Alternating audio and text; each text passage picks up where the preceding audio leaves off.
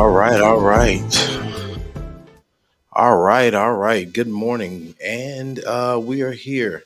My name is Aloysius Ballard. I am an entrepreneur, a media creative, content, video guru, whatever you want to call me. I thank you for pulling up and watching this video. Now, I want to start by saying, let me get my camera shot all the way right.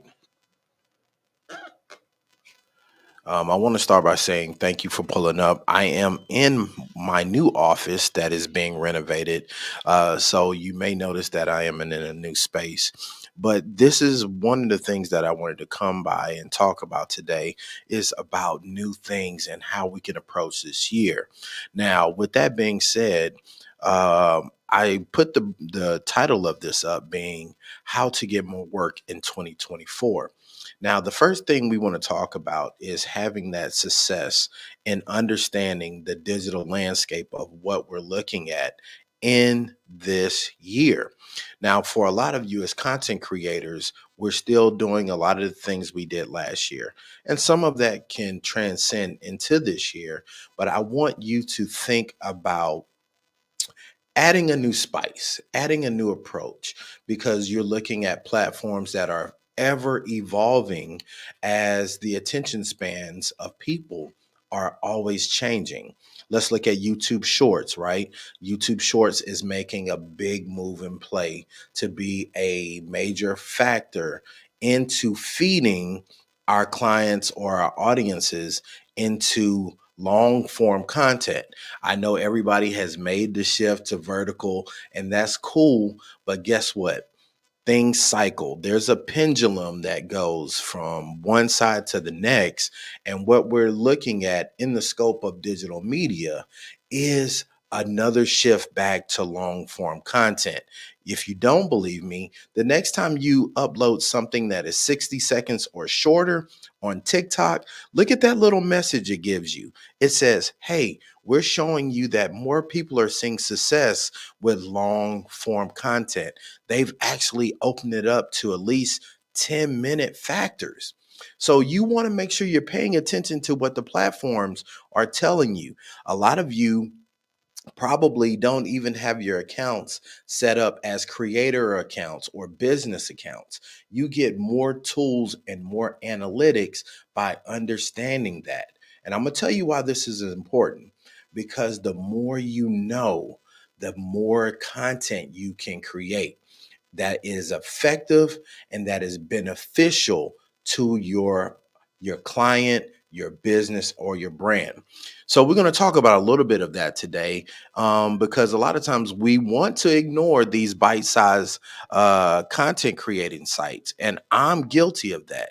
A lot of times I'll do things where I want to avoid like YouTube Shorts or TikTok because I feel like there's so much stuff there that I can't really get the coverage or the traction I need. However, I want to explain to you, and I'm learning this as we go because it's forever changing, is that the algorithm wants you to win.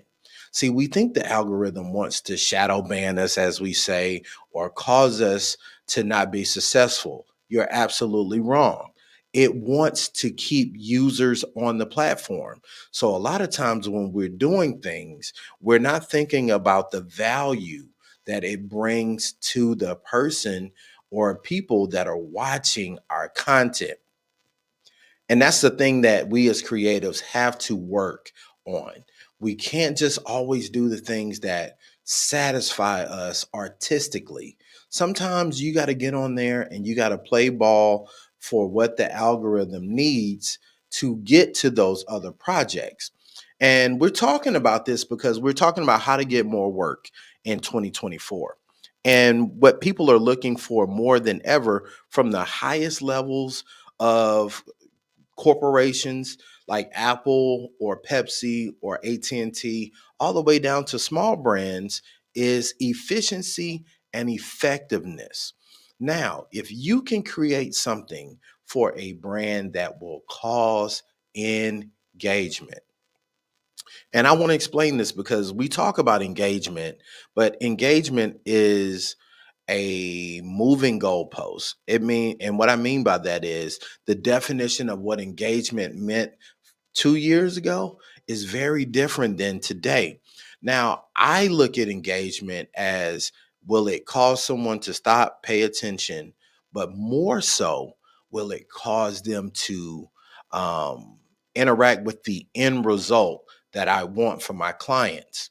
And this is where we're going to shift a little bit because I want to move into this where you can understand that to get more work, you have to do work on yourself first. You got to identify your niche. You got to figure out what it is that makes you stand out separately from other people that are in your field. Like for me, I have a unique way of shooting my content and shooting and documenting things that allows me to stand out and to be different from those around me. I rarely use a gimbal. A lot of the things that I use are handheld shooting. It makes you feel like you're right there within the content that I'm creating. A lot of times, also, I like to create content from a student standpoint, which means that I shoot things that make me want to learn more about the people that I'm working for or I've been hired to cover.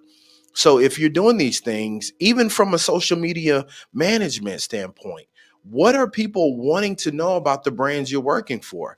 That allows you to know what content you can request or what photos or information that you need to present to their audience. And this keeps people intrigued and actively pursuing what they're going about with that brand. I'll give you a perfect example. So I created this thing called Be Loyal, right? Can y'all see that? Let's see. Let me hide my face. There you go. So Be Loyal is a part of my loyalty crew um, outreach and brand that I use to build my community. Now, for that, I was looking for marketing materials, and Sticker Mule sent me some options, right? Now, when I was looking at Sticker Mule, I looked at all the things that they were capable of, but then they started to dig more into who I was as a brand and as a business. And they told me, hey, why don't you start out by creating a sticker and see how that goes, see how people react with it, right?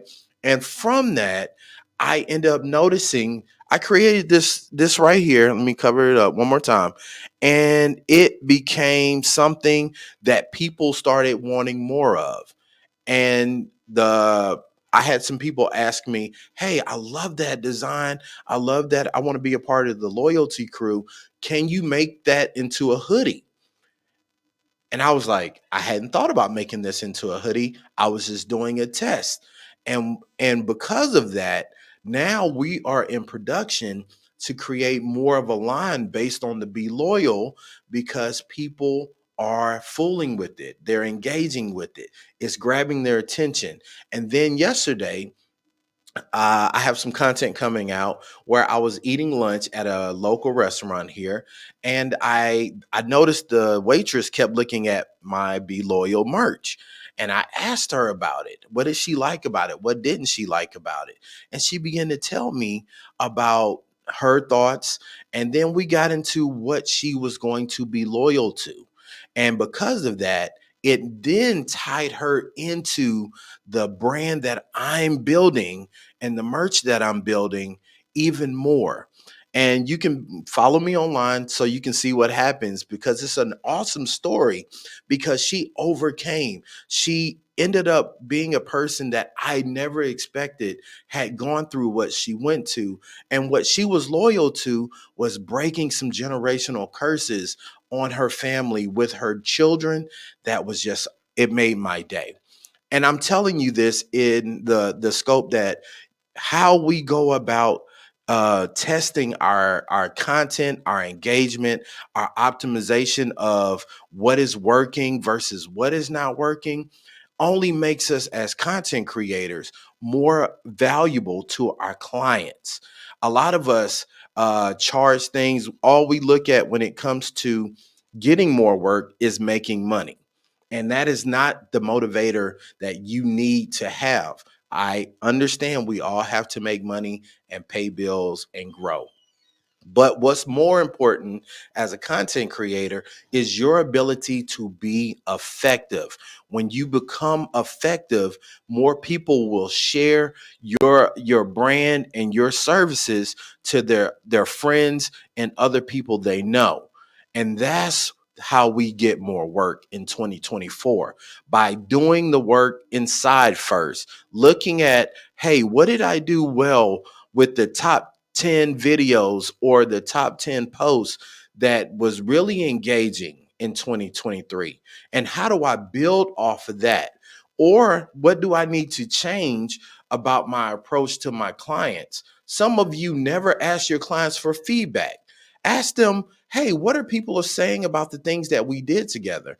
Have you ever gotten any conversation or any insight, any analytics? Because analytics are great for social, but everybody doesn't give their true depiction in analytics. So you got to do another step where you are getting real reactions from people.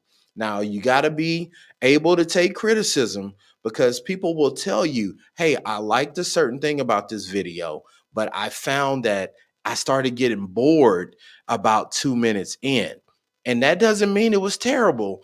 It just means that sometimes we put too much energy into something that could be shorter, or they will tell you in times, I felt like it wasn't long enough. I wanted to hear you talk more about XYZ, or I wanted to see more about the product and how it benefits people who maybe have sleep apnea, or how Sticker Mule can help me grow my business for a budget that is not going to break the bank. All of these things are more things that, as a content creator or creative, that will make you more creditable. Now, I know we've been on here a few minutes. I don't want to hold you guys long, but I want you to really start this year off by doing your homework. Go back in 2023, look at the top performing pieces of content. If you're a graphic designer, what got the most engagement? Look at, if you're a videographer, what videos perform the best? How did you shoot them? What was the pace? What was the speed? What was the look? How was the audio? All of these things, right? Study them. If you're a social media manager, which accounts did really well? And what were you doing? What hashtags did you use? What time of day did you post? Look at all of these things so that we can be more effective in this year, so that we can continue working. Now, I also want to leave this with you before we go. Make your bucket list now. I want you to look at the calendar throughout the year. What were events that you wish you attended last year that you can attend this year, by taking preemptive steps to plan properly, right?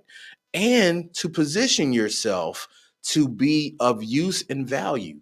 Now, that means if you want to work those events, that's one approach. If you want a client that may be attending one of these events, whatever the pathway it is, I want you to count up the cost.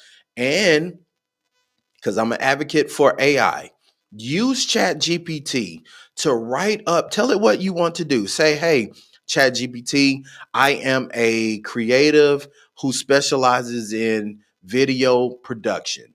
I would like to email a client, a potential client, that could allow me the opportunity to work for them in this event. Write me an email draft that I can send to cold call, but make it warm, right? Because we don't want to just be body out here.